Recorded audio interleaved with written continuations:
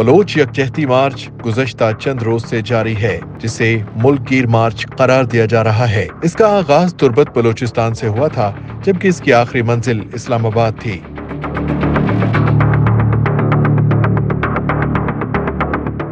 Bloch यकजहती committee का ये long मार्च तुर्बत में मुबैना पुलिस मुकाबले में मारे जाने वाले नौजवान की मौत की जुडिशल इंक्वायरी और लापता अफराद की बाजियाबी के नारे के तहत इस्लामाबाद रवाना हुआ था। इन मुजाहिरीन के बेशतर नारे बज़ाहिर खासे मुतासिर कुन और दिलफरेब हैं।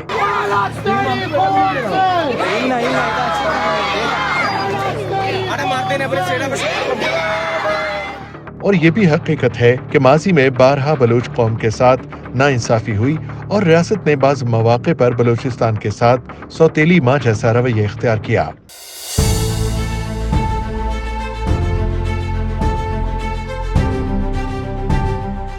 मगर हुकूमत पाकिस्तान माजी करीब से ही बलोचिस्तान की तरक्की और बलोचों की फलाह बहबूद के मुख्तलिफ इक़दाम कर रही है। बलोचिस्तान में बेहतरीन मेयार के तालीमी इदारे कायम किए जा रहे हैं। बलोचिस्तान के लिए सरकारी मुलाजमतों और अफवाज पाकिस्तान में तकर्री के लिए खुसूसी कोटा भी मुकर्रर किया गया है। अलबत्ता बलोचिस्तान चूँकि पाकिस्तान का एक ऐसा खित्ता है जिसकी जुग्राफियाई हैसियत दुनिया भर में मुसल्लम है, लिहाजा दुश्मनों ने रोज़े अव्वल से ही अपनी निगाहें इस पर मरकूज कर रखी हैं।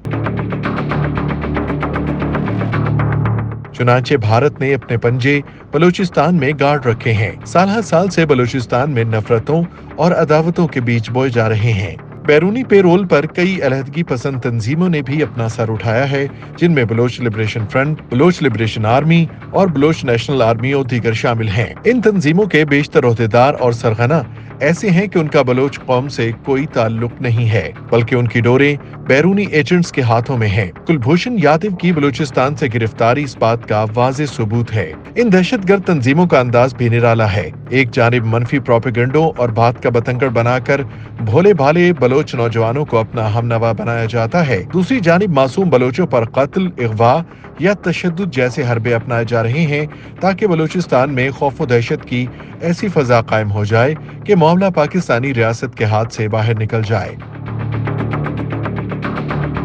आए रोज ये दहशतगर्द तंजीमें न सिर्फ सिक्योरिटी फोर्सेस पर हमले कर रही हैं, बल्कि सिविलियंस और अमलाक को भी नुकसान पहुंचा रही हैं।